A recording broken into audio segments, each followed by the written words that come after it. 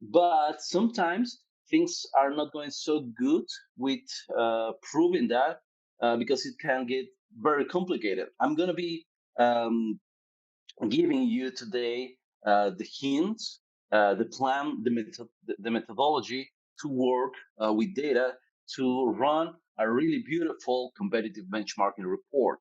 And for doing so, I'm going to be explaining you with a real case how to do this step by step. So let's get started.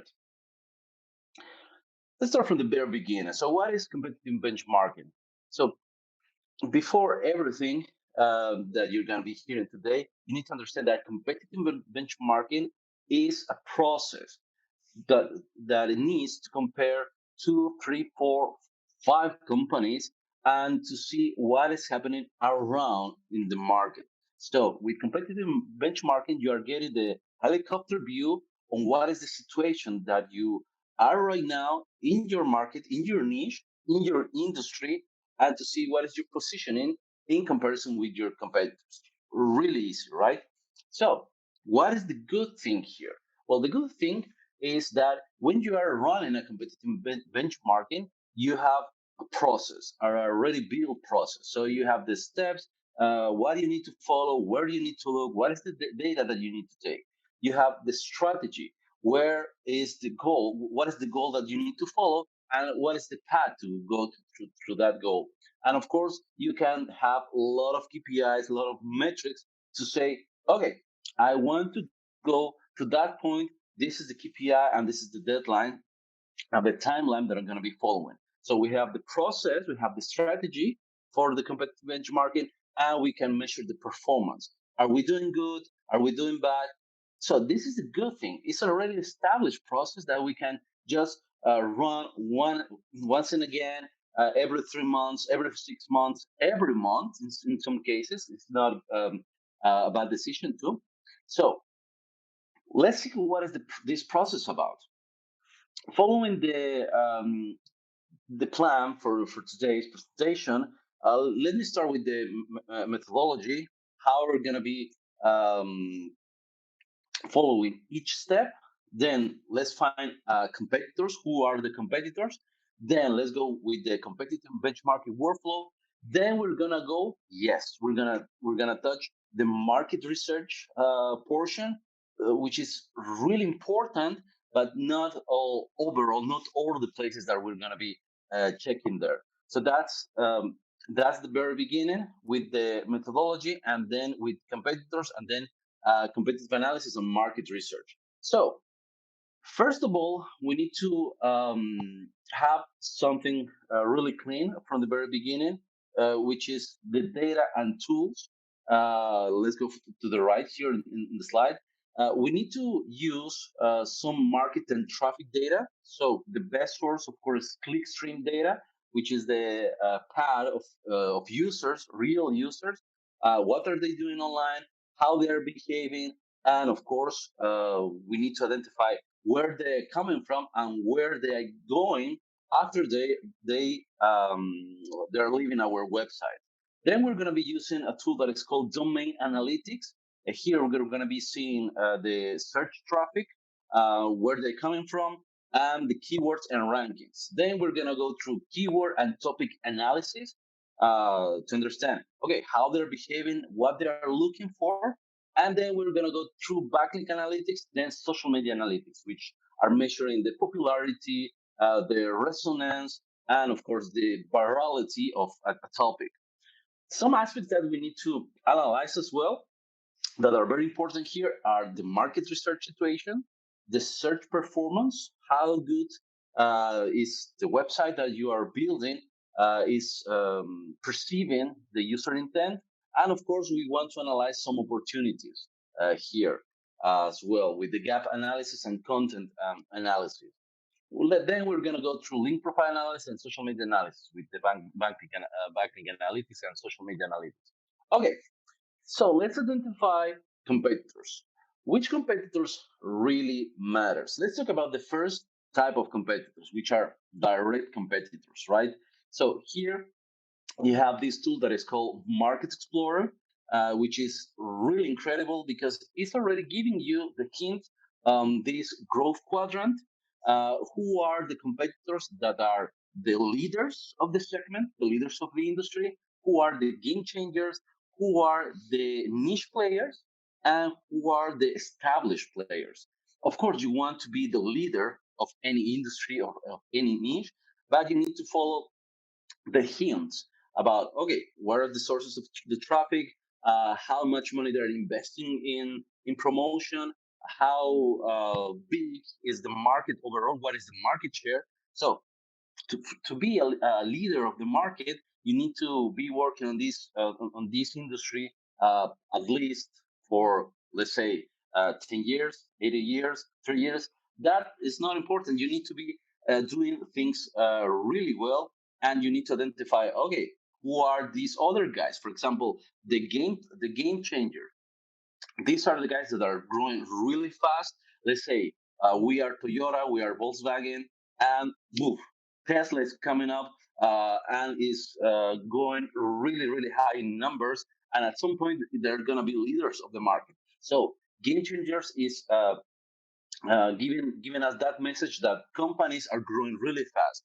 And of course, the established players are those guys who are just working there for a very long period of time. They are not making much changes. They are working with everyone, but they don't want to be the leaders of the market. They don't want to be. They're not prepared to be the leaders of the market. And of course, the niche players, those who are just working a part of the market, those who are not growing that fast as the game changer, for example. Okay, direct competitors. We have the list. We need to benchmark us against those and identify who we are. We are leaders. We are the game changers. Are we in this growth quadrant? What is our position? And with tools, with data, of course, you can have that in a very easy way. The second type of competitors are, of course, indirect competitors, those who are just around our main topic. Let's say we are selling mobile devices because we are an e-commerce, but our indirect competitor is a blog or an industry magazine. They are not going through that sale for that sale. They are going for the interest. They are going for the engagement of the user. That is the same uh, buyer that can go to our website, but they're going to be going there first to get information. So those are our indirect competitors. As an example, the ones that are not going for our users per se for that final close deal, but they are going for the engagement. They are going for the user informational behavior. So in this case, we have again the leaders of the market, the game changers, the established players, and the niche players. They are also building an industry around information. They are also building an industry around all the behavioral marketing that you can see. And of course, we need to see the most interesting part here is that when you identify your direct competitors, you are already going for the big chunk of the market because you can say, I'm in the third position, I'm in the 11th position in this niche, in this industry, and you can go to see what is the size overall of the market, how many people are interested on the products and services that are promoting, that are selling in your industry. And of course, when you're running a benchmark campaign again against the industry key players, you're gonna see that you can follow some of their winning strategies. You can see they are doing more SEO, they are promoting more on social media, they're going through classic ads, they're doing more television ads. What they're doing, so analyzing their strategies and seeing their results, how many traffic they are getting from those sources is a really great strategy. And of course, you need to check who are the disruptors here, the industry disruptors, who are the game changer. So you cannot find this situation again that, okay, there's a company that it seems to be small, but in 2 months it's going to be the leader of the market and you're going to be just surprised. So this is the really good part about benchmarking. Just get the knowledge about where you are established in your industry. What is the bad thing about competitive benchmarking? So it can get really complicated when we are entering the KPIs and metrics because, just for an instance, we need to check the growth assessment. You need to check the ranking improvements. You need to check the social media reach. We need to check the product success. We need to check as well the brand awareness, overall the brand impact. So we need to check several points that is going to be not more than 1 hour, 2 hours, but it can get around 1 week, 2 weeks, or more, depending how deep you want to go and how precise you want to be with your numbers. So this is the bad thing. This is a work. This is a process that needs to be followed with some of the most important KPIs and metrics on your industry. Let me give you an example. For example, just for an instance here, this is a competitive benchmarking workflow based on a competitor's study. I took here some electrical companies here in Europe, and I followed the next steps. So first step is doing the market research and traffic strategy analysis, just to have the major hint where are the sources, what are the sources of traffic for my main competitors. Then I run a search performance analysis, see how well they are building their SEO structure, how well they are building their content. Then I went to gap analysis and content opportunities, then a link profile, then a social media analysis for their activities. Let's start with the first step. What about the market research and traffic analysis? So I took a company that is called Schneider Electric, SA.com, versus 7 competitors that are electrical providers here in Europe. For example, Siemens, Eaton, Rockwell Automation, Honeywell, Emerson, Vertiv, and Johnson Controls. They're also providing other kind of services around all Europe. You perfectly know Siemens or Eaton, for example, and I'm going to be comparing the period from January 2020 to till January 2021, the beginning of this year, right? So when we are running this market research and traffic analytics, we are going to be following the next steps. So we're going to be benchmarking this geographical traffic distribution for this period, for January last year and January this year. Then we're going to be picking up the countries with the highest growth because we want to see where is the competition going on more harder. And then we're going to be analyzing the traffic trends, and we're going to be grabbing the most impactful traffic sources to check what else we can hear. Okay, so the data. The data is the most important thing here.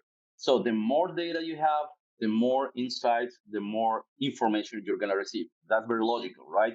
So here we are giving you 500 terabytes of raw data that you can use, analyze, filter, and do your own research analysis through an API. This is the tool that we call SEMrush Trends. So you have an integration for any dashboard that you are using. For example, if you are using the Adobe integration or the Google integration, whatever you have, or your own integration, you can use that as well. Data from 190 countries, 200 million panelists, users from clickstream data, and of course, 1 billion events analyzed per day. So that's a lot of information that you can use. Here, the most important part, the more data that you can analyze, the better results you're gonna get. Easy, right? So let's go to for our companies. The expansion point. Here we're taking in count the countries with more than 50,000 traffic. I mean 50,000 visits per month during 2020 and January 2020, January 2021. As you can see, Siemens, they have 22 countries, Schneider Electric 10 countries, and Eaton 3 countries, and so on. So you can see where they are working more. Here is the interest of these companies for those specific countries. And you can see, okay, we identify already the leader of the market. We are identify already some of the most important players, some of the countries. After this, we're gonna say, okay, what about the countries that they have in common? The major country, of course, is the U.S. because they are growing. Most of them they are growing there. We have the intersection of their interests. Then we go to Mexico, then Great Britain, then Australia, then India. So we see the numbers growing in these countries.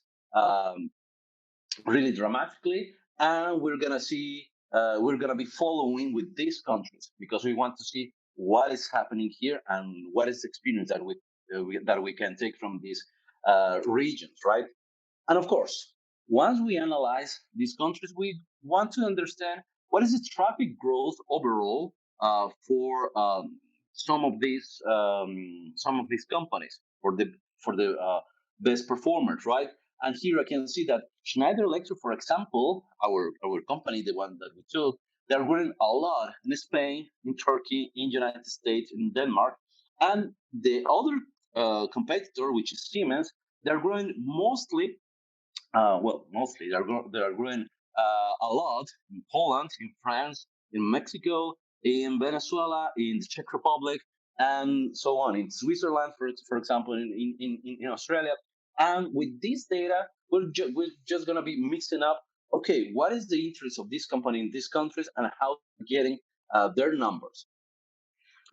And the second part, of course, is going to be the analyze of search performance. So how they are getting that traffic, how they're investing their ACO time on getting those users to be aware of their offers, about their content, right? We're going to see the increment in keywords, the increment in search features, those results that are really brilliant in the Google search results. For example, the images, the videos, the feature snippet, and for example, the local results that they have there, and the increment in number of pages, how big their website is getting, and of course, the branded and non-branded traffic distribution.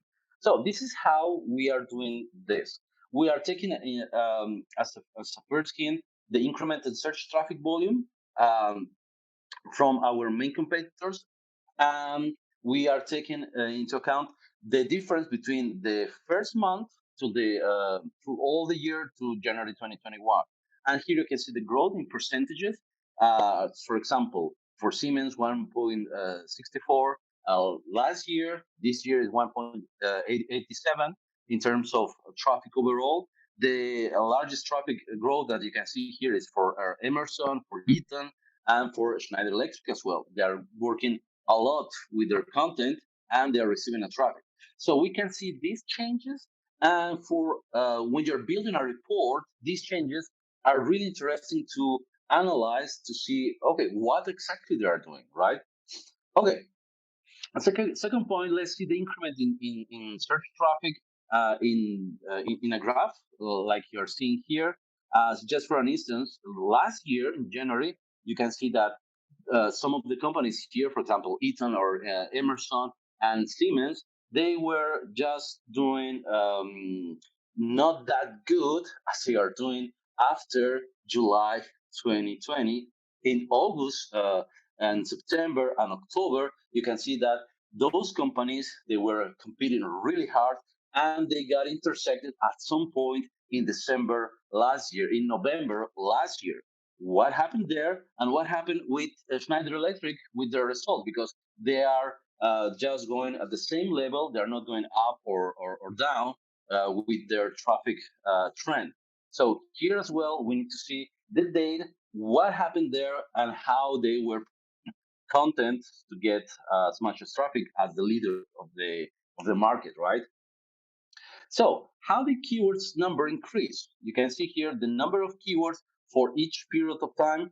The more keywords you have, of course, you're gonna be having the more traffic, depending, of course, of the volume of the keyword, the interest of the people clicking on that. As you can see here, that the numbers are really clear. Eaton 44%, Schneider Electric 40%, and Emerson 50%, and so on and so on. A lot of keywords that they were acquiring through the content that they were creating.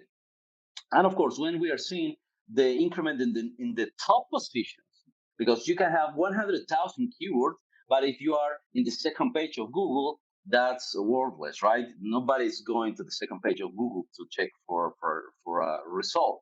You need to be in the first page in order to keep the attention of the user. So here, the most important are the top positions and how many keywords you have there for all your competitors. You have 30%, or you can see here, you have more than 10% in comparison with your competitors.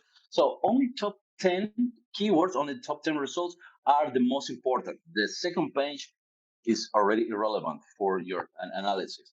Let's do the benchmark for the top position. So when we are doing, for example, for Eaton, Emerson, and Schneider Electric, we can see the percentage, how many keywords they have, or in total, in absolute numbers, in the first position, in the top three, which are the crucial and key position in Google, for example, how many they have overall. So in the top three, they have 3,000 keywords. Schneider are about 7,000, and Emerson they have around 10,000 keywords, right?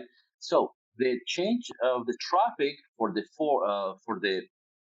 fourth and 10th position for each one is really big, as you can see. But in the case of Schneider Electric, they've been working a lot with those positions because they have a negative result there. That means that those keywords went from the fourth position to higher positions, which is really good for for this analysis. And of course, what happened with the search features? Because in some cases, being the number one is not relevant. Being having um, a search feature is more important. You can see here I have the feature snippet for this search query that is called electrical panel multi-high, right? And here is the beautiful paragraph. Then I have images and so on. So this is a result that is called search feature, and this specific is a featured result. So if companies are working with the structure of their content to obtain this kind of result, that's something really brilliant as well, because they're going to be attracting more people, and the user behavior and the brand impact and the brand awareness is going to be just going up. So in terms of search features, we can also check how many images, for example, how many links, how many feature snippets all these companies are acquiring. And you can see here that this is the trend for this segment.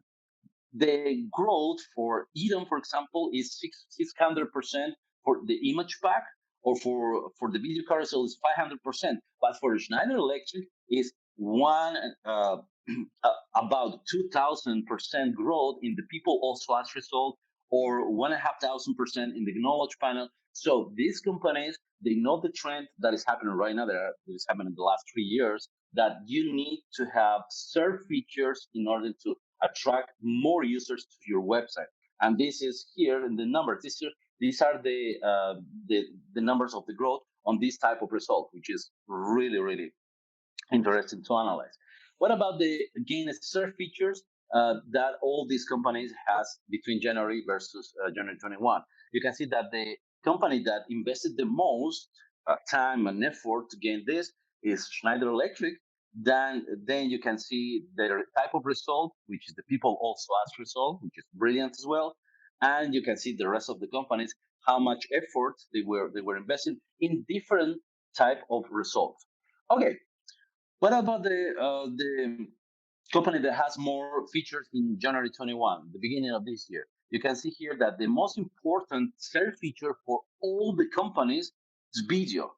So video for this industry, for the electrical providers industry, is video. So they were going there a lot, working with their video carousel, and also they were working a lot with people also as overall. So you can see, if you are another player, you can see how the leaders of the market are working overall with their results. You can check that, for example, in this industry, video carousel is the most important. For the touristic industry, for example, reviews are the most important. You need to do the analysis as well. For local businesses, for restaurants, let's say, The local pack will be the most important, and so on. So you need to identify what is the most important search feature, check how the leaders of the market are behaving, doing competitive benchmarking, and take your conclusions for your next move. And of course, the incrementing pages is going to be telling you how much content they are creating every single day, week, month. And you can see here that, okay, Siemens, they were creating a lot of pages. The site number of pages was growing really, really fast between the last year, the January 20 and January 21. Then Schneider Electric, they were building a lot of content as well. And then you can see Eaton and the rest of the companies. So the number of pages that they're creating are related, that are correlated with the number of keywords positioning and with the number of search features, if they're following the structure for obtaining those search features. So the analysis is being pretty transparent for now. You can see the reasons why they're getting so much traffic, because they're building the content that people are searching for, and they are getting that attention. What about the branded version of branded distribution? Here you can see, okay, people that know already the brand Siemens, they are going there a lot. But when it goes with people that are looking only for non-branded terms, so those terms that do not include the brand name of the company, the number is higher, is 80% higher. So there's a lot of room here for improvement for all the companies. So there are a lot of electrical providers that are aware of this situation, for example, the leaders of the industry, that are going to be creating content without using their brand name, just using the industry technical words, the industry keywords, without using the brand name.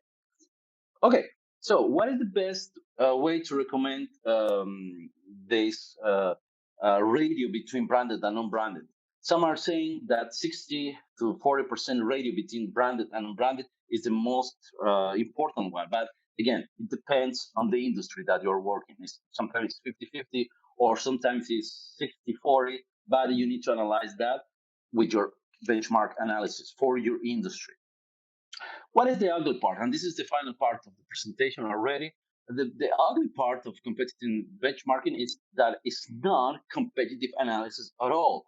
But still, you need to do your competitive analysis to get some metrics, to get some KPIs. For example, the number of SERP features, the number of SERP or feature snippets. So you need to go into details, but not so deep, just to take some of those metrics to analyze the whole behavior of your industry. So in this case, we are not doing a competitive analysis per se. We are just comparing some of the top metrics, some of the high level top metrics, as traffic, as social or links, for example. In this case, let's go with the content benchmarking. And I'm going to be going through the missing keywords, the weak keywords, and some search features and share of voice metrics.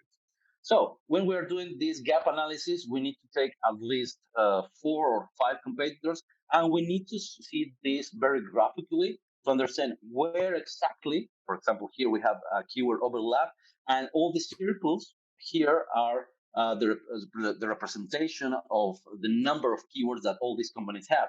Every intersection of those circles means competition. So they are going for the same keywords for the same users, right? And all these companies are competing with each other, but some of them are not even working with the same keywords. You need to understand that this is the competition level for some of the companies. For example, here Emerson and Schneider Electric, they are not competing with the same keywords, but they are competing with their competitors. So they are part of the market as well. If we take this graph, these graphics to an Excel sheet or to a dashboard like we have here, we're going to see exactly what keywords they are using and what is the volume of each keyword. You can see that some of the companies are using the keyword transformers or cybersecurity, and they're not positioning very well in comparison to the competitors. So this is the golden mine of SEO.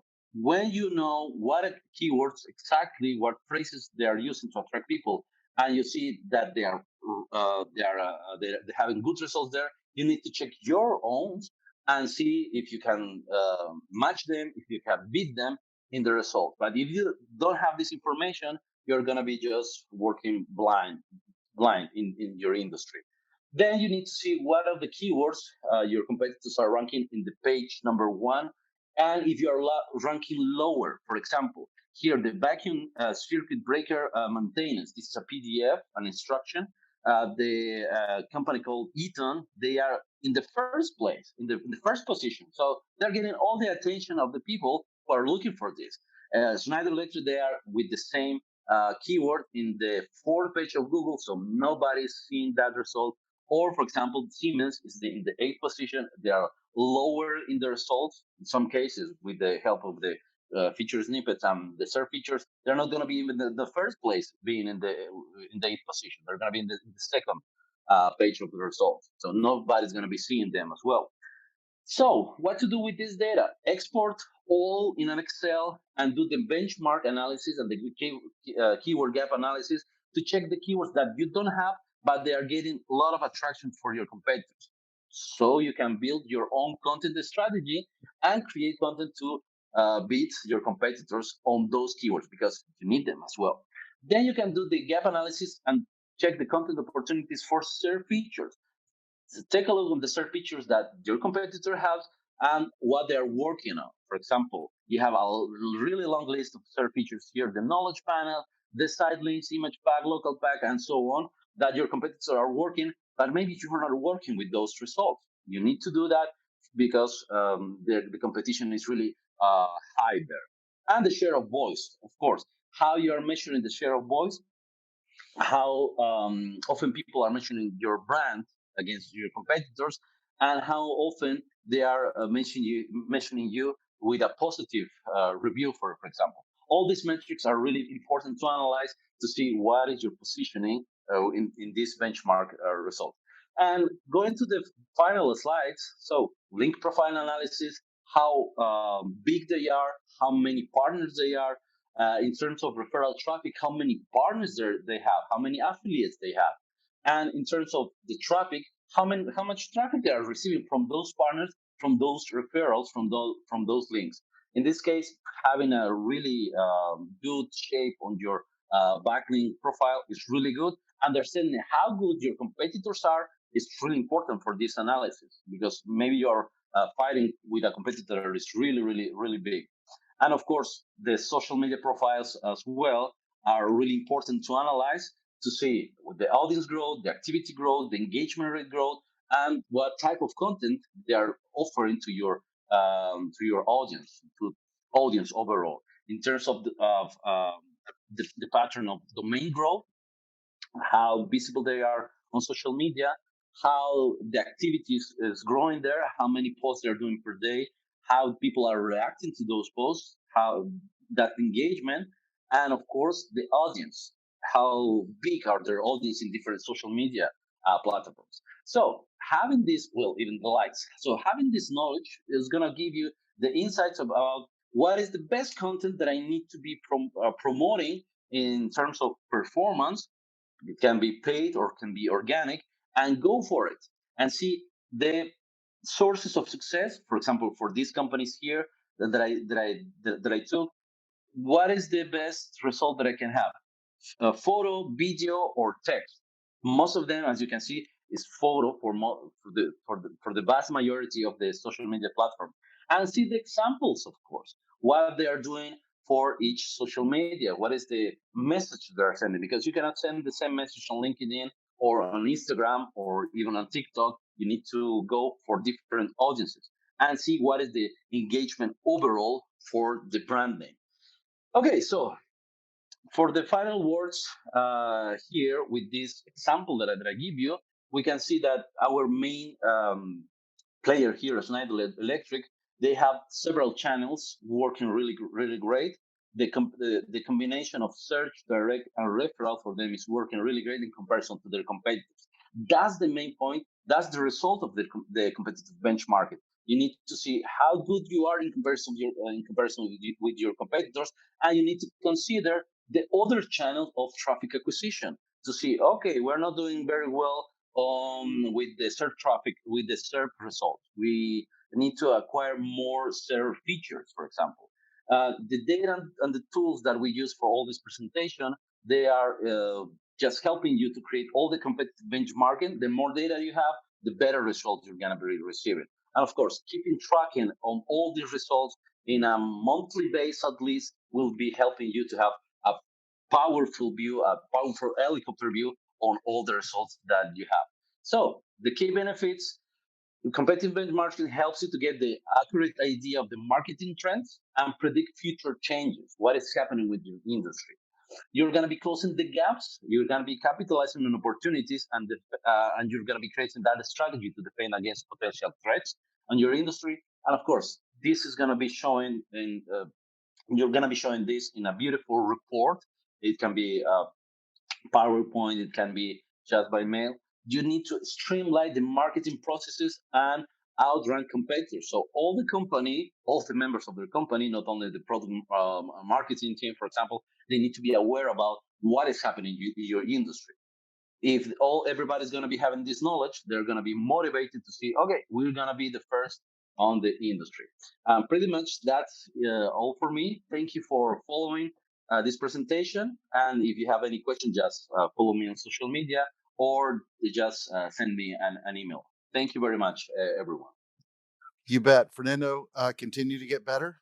So glad to have you here. And just in the interest of time, I'm going to move to the next speaker. I'm going to pop this back up. Definitely, I'm connected with Fernando on LinkedIn, but make certain that you join him. And I don't know who's driving that. I'm trying to. Okay. Well, anyway, we're going to the next speaker. So thank you so much, Fernando. Have a great day, and I will talk to you soon.